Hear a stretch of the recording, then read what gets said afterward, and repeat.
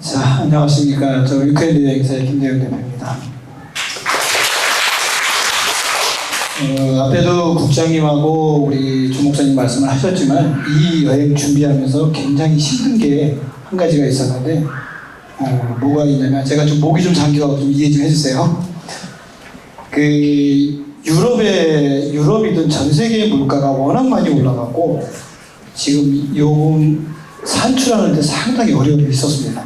그래서 이걸 맞춰서 가급적이면 또 떨어지지 않는 일정을 해야 되고, 또 예전에 제가 또 이 목사님 모시고 종교교육의 80주년 기념 행사 때도 갔다 왔기 때문에 최대한대로 맞춰서 일정을 진행해 보려고 노력을 하면서 이번에 일정을 준비를 했습니다. 그래서 날짜가 지금에 있는 일정을 갖고는 10일간 소화하는 것은 상당히 어려울 거예요. 이게 10일간을 했는데 13일 일정이 나와도 빡빡합니다. 3일을 줄였는데 3일을 어떻게 줄였는지는 이제 보시면 알 것 같아요. 그래서 차도 조금은 타지만 가급적이면은 굉장히 많이 안 타는 일정으로 진행을 하려고 준비를 했고요. 일정 중에 일단 먼저 제가 간단히만 설명을 하겠습니다. 어차피 목사님이 교육을 하실 거니까 우리 3페이지 보시게 되면 일정에 대해서 나오실 거예요. 저희가 어떻게 움직이시는 것만 제가 쭉 설명해 드리고, 저희가 이제 가시는 곳이 어떤 곳인가를 사진으로 한번 보여드리고, 그 다음에 준비해야 될 사항들은 아마 추가로도 하지만 중요한 키포인트인 그것만 이제 설명을 해드리도록 하겠습니다. 자, 저희가 8월 8일 날 출발합니다. 이게 아침에 대한항공이 2편이 떠요. 파리에, 프랑스 파리에 2편이 뜨는데, 이 비행기가 아침 9시 비행기가 원래 없었습니다. 2시 비행기가 있었어요. 2시 비행기도 뜨고 이 비행기도 뜹니다. 2편이 뜹니다. 그래서 이 8월 8일 때 8월 달에 증편을 해서 이게 노선 확보를 위해서 항공사들이 지금 굉장히 많이 노력을 해서 이 비행기가 뜹니다. 이 좌석수는 300석짜리 뜹니다. 큰 비행기가 뜹니다. 뜨는데 비행 시간이 아까 지금 9시에 출발해서 15시 30분 도착으로 되어 있잖아요. 현지 시간이에요. 비행 시간은 예전에는 러시아 전쟁, 우크라이나 전쟁이 지금 없었을 때는 10시간 반이면 갔습니다. 근데 지금 14시간이 걸려요. 13시간 30분, 조금 한 3시간 정도 더 탄다고 보시면 돼요. 돌아가지 않고 시베리아 상공을 날아가야 되는데 그게 못 날아가기 때문에 밑으로 이렇게 올라갑니다. 그래서 이 3시간이 더 걸리는 그런 비행을 할 겁니다. 그래서 첫날은 도착하자마자 이게 석식이 저거 석식이 없어요. 원래 이거 지금 잘못 표기가 되는데 그건 빼고, 저희가 이제 15시 30분에 도착을 하면 입국수로 하면 거의 5시나 5시 반쯤에 나오고, 또 들어가면 뭐가 있냐면은 그 호텔까지, 이게 사르 드골 공항이 시내에서 약 1시간 반 정도 떨어져 있어요. 호텔까지 이제 가려면 이제 시내 쪽으로 저희가 들어가서 호텔을 가야 되는데 이 공항은 다시 안 오고요. 가는데 호텔에 도착하면 한 8시 정도 될 것 같습니다. 저녁에 8시 정도 될 것 같고, 그 다음날 이제 거기서 이제 이틀을 묵으실 거예요. 프랑스 파리에서는 도착하시는 날 묵고 그 다음날 묵으시면 안 풀 거죠. 그리고 이제 그 다음날 아침에는 거기 우리 호텔에서 그 베르사유 궁전까지는 이제 외곽에 있습니다. 외곽에 빠져나가는데 약 1시간 정도 빠져나가면 베르사유 궁전을 오전에 다 보시고 다시 귀환할 거예요. 그 시내 와서 누블 박물관, 에펠탑, 그 다음에 이제 이게 노틀담 성당이고, 근데 위그너 종교 개혁지 요거를 소개가 하게 되는데 이것도 아마 교육하실 때 하실 거예요. 이게 종교 전쟁이 일어나서 위그너들이 살해당해서 처형당했을 장소가 에펠탑 바로 밑이에요. 그래서 그 세르 강에다 버렸거든요. 그 시체를. 그래서 이제 그런 곳을 보실 수 있도록 나중에 해드릴 겁니다. 그래서 이제 요 일정, 루브르 박물관을 들어가는데 예전의 방법하고 많이 이제 들어가는 방법이 틀려졌어요. 그래서 단체로 그룹을 예약을 해야 됩니다. 시간을 맞춰서 들어가서 보고 단체로 보시고 자유관람을 할 수가 없어요. 여기는. 그래서 단체 관람을 하고 다시 나오는 이런 일정을 하면 저녁까지 하시고 이제 식사하고 호텔 들어갑니다. 그다음에 위그너 종교개혁지는 만약에 에펠탑 밑에서 볼 수 있으면 볼 거고요. 거기서 주무시고 그 다음날 아침에는 개선문하고 샹제리거의 콩코드 광장은 다 연결이 돼 있어서 그 시내 잠깐 보고 그 파리 니옹역 쪽으로 갈 겁니다. 점심 식사하고 아마 니옹역에 가서 그 떼제베를 탈 거예요. 그 초고속 열차라고 아실 거예요.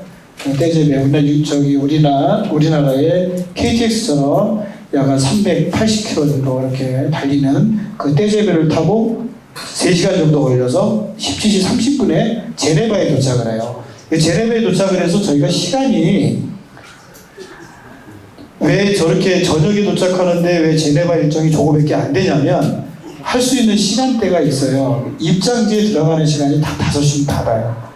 근데 지금의 유럽에는 뭐가 있냐면은 지금 백야 현상이 있어요. 백야 뭔지 아시죠? 밤 11시가 되겠지 어두워집니다. 그리고 새벽 3시가 되면 밝아집니다. 유럽 쪽, 동유럽 쪽으로 올라가면 더. 그런데 지금 여기 지역은 그 시간대라 오후에 저희가 그 종교의 기념비하고 제네바 호수하고 칼뱅 기념교회 그쪽을 다 볼 거예요. 그렇게 보실 거고, 그 다음에 이제 거기에서 이제 제네바에서 인근으로 이동하는데 거기서 뭐 멀지 않습니다. 이제 그쪽에 숙소를 요번에 큰 목적은 동선상의 호텔을 잡았다는 거예요. 11일간의 여정이 너무 짧기 때문에 시내 중심가에 자고 나가면은 다음에 시간이 많이 걸려서 그 동선을 전날 줄였어요. 그래서 많이 이제 세이브를 시켰고요. 그래서 제네바를 이동해서 다음날 이제 샤모니를 이제 가려고. 샤모니는 아시죠? 우리가 이제 알프스산 중에서 몽블랑산이라고 하시면 아실 거예요. 몽블랑산에 저희가 이제 몽땅베르라는 곳이 유명한 제일 악산, 최고의 악산이라고 하는 그 명산이 있어요. 이제 거기를 저희가 이제 그 관광을 하실 겁니다. 사진으로 좀 더 보내드릴게요. 그리고 저희가 그거 끝나자마자 밀라노로 이동할 때 4시간이 가는데 그 터널 통과비만 40만원짜리 통과비가 있어요. 터널비가 40만원. 그 이태리하고 스위스하고 뚫어놓은 터널을 통과를 합니다. 근데 그게 이제 계속 이제 나오고 도착을 하게 되면 이태리 땅이에요. 이제 거기를 통과를 하실 거고요.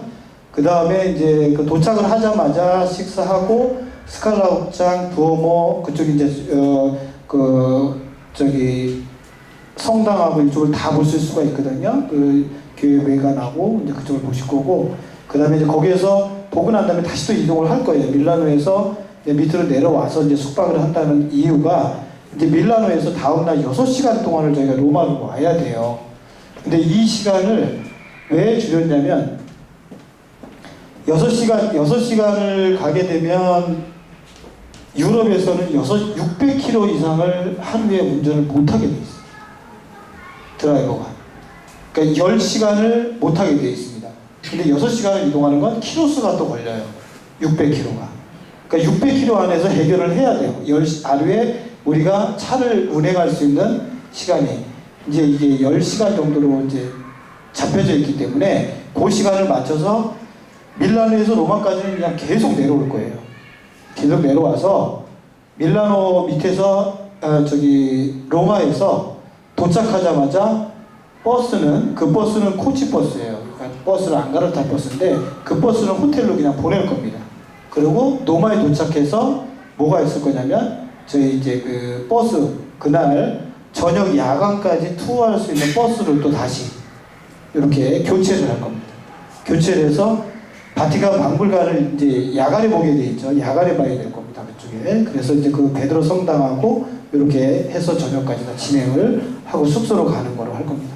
그리고 그 다음 날은 로마, 이제 아까 목사님 말씀하셨던 베드로 순교지, 바울 순교지, 사도 바울의 그 참수당한 곳이 있어요. 이제 그 교회를 저희가 이제 갈 거고요. 카타콤베 지하 무덤을 가실 거고. 그 다음에 이제 점심 식사하시고, 이제 원형국장을 웬만하면 이제 들여보내주려고 했는데, 기다리는 시간이 4시간이 넘어요, 요새는. 들어가지도 못합니다. 8월 달에 그거 하나 보려면 하루를 다 보내야 되는데, 남의 일정을 못해서, 아쉽지만 외관을 좀 보고, 프로나우치 시대의 베네치아 광장, 트레몬스, 스페인 광장, 이렇게 많이 넣었는데, 이거 다 걸어서 가는 거예요. 오후에는 하루 종일 걷는다고 보시면 됩니다. 그렇게 됐고요. 그 다음에 다음 날 또 로마에서 피렌체까지 거꾸로 올라와야 돼요. 우리가 지금 밀라노가 위에 있고 베니스가 그 옆에 있고 중간에 내려오다가 피렌체가 있고 로마가 있어요. 그 로마에서 다시 왜 이걸 뺐냐면 다시 올라가서 베니스로 다시 올라가서 독일로 올라와야 되기 때문에 이 여정을 이렇게 잡았는데 피렌체까지 3시간 반 아침에 이제 바로 또 이동을 할 겁니다. 그래서 이제 미켈란젤로 언덕, 시리얼 종토의 종료회관, 그 다음에 메디치 가면 그 마을을 다 보실 거고 식사하고 우리가 베니스까지 또 이동을 4시간 또 해야 돼요. 4시간 가고 가서 주무시고 그 다음 날은 베니스 그 배 타고 들어가는 거 아시죠?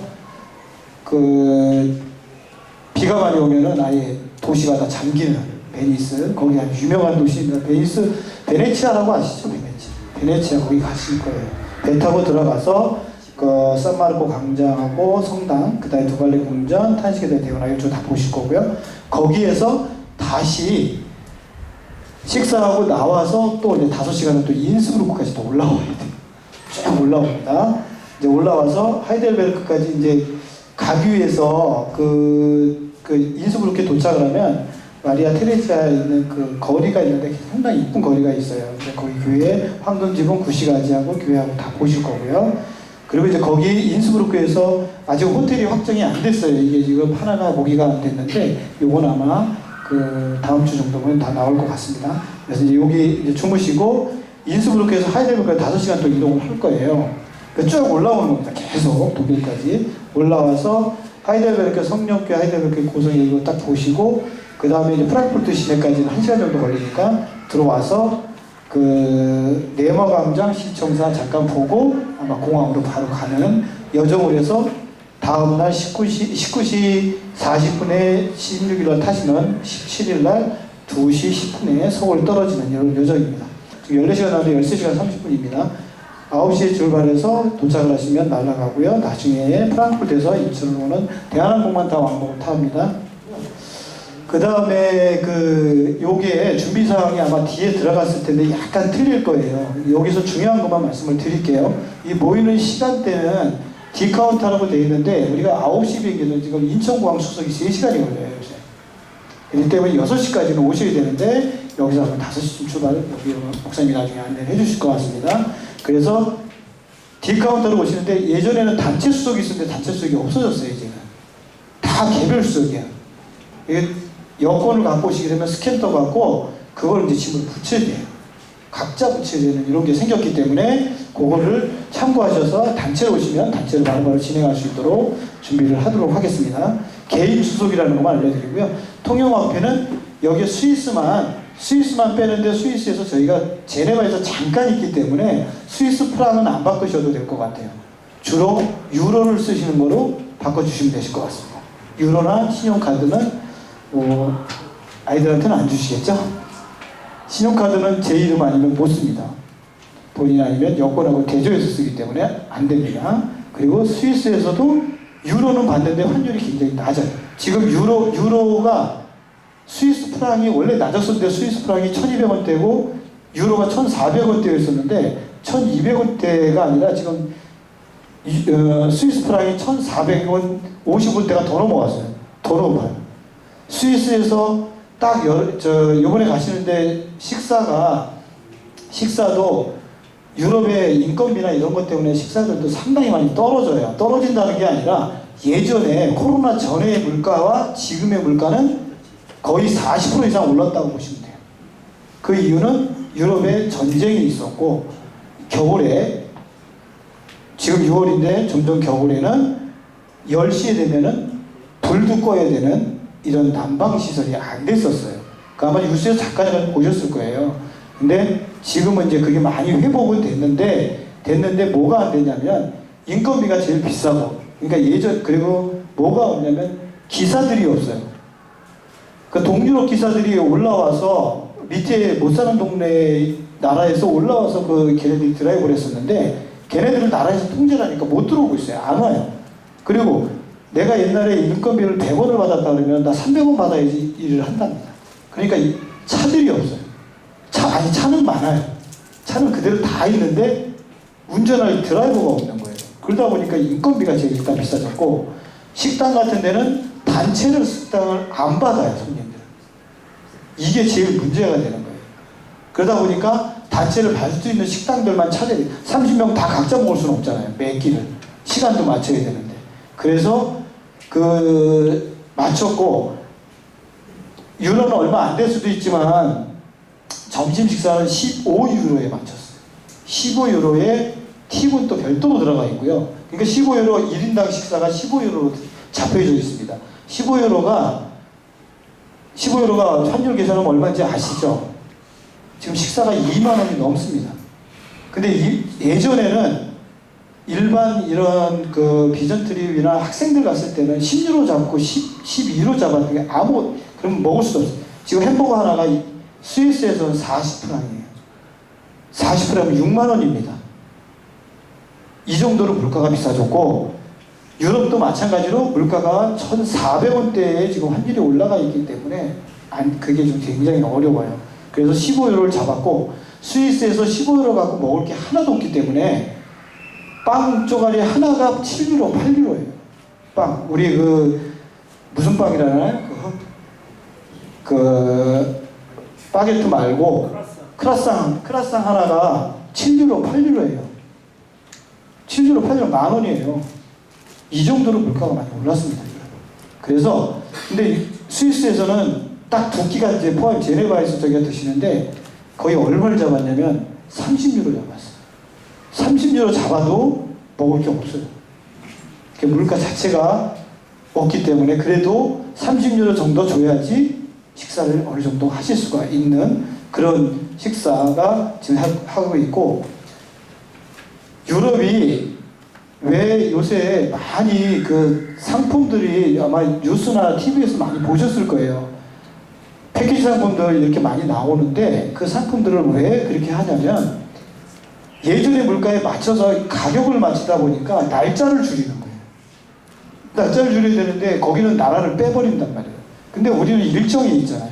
줄일 수가 없잖아요. 다 가보셔야 되고 칼뱅에 대한 종교계획도 가봐야 되고 그 다음에 로마 쪽에 있는 바울의 순교지도 가봐야 되고 여러 가지로 다 보아야 되기 때문에 뺄 수가 있는 규정이 안 되는 거예요. 그래서 이번에 영국까지 들어가려다 영국에 못 들어가는 규정이 됐습니다.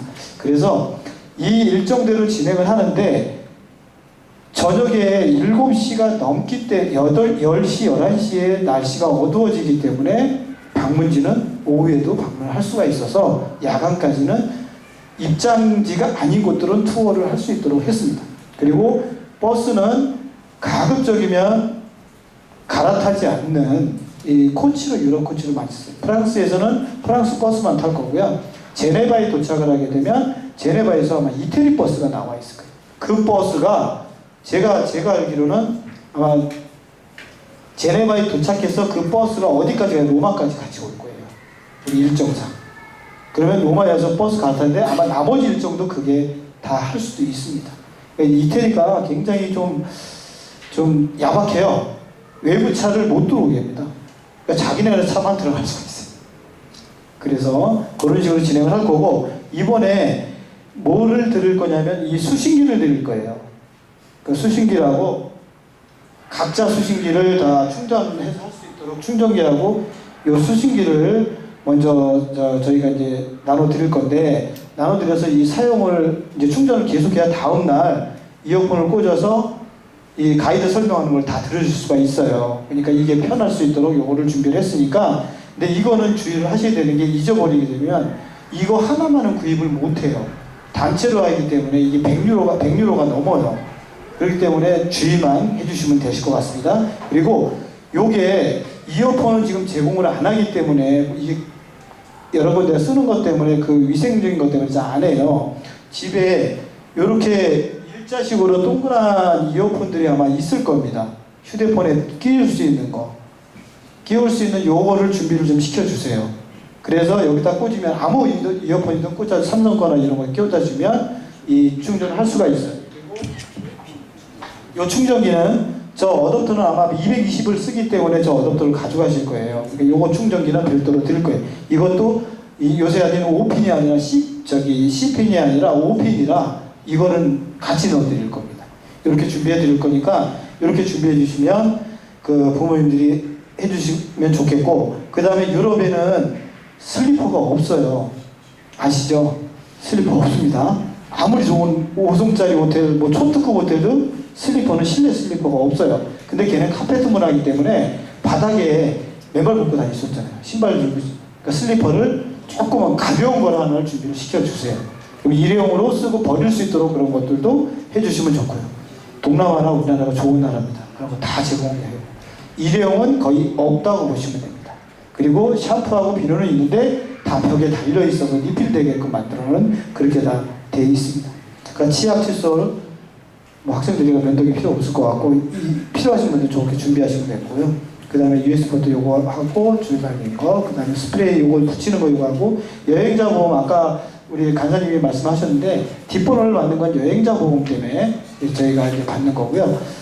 그렇게 해서 이렇게 일정을 진행을 할 겁니다. 나머지 교육 상황은 아마 나중에 우리 목사님이 설명을 해 주실 거고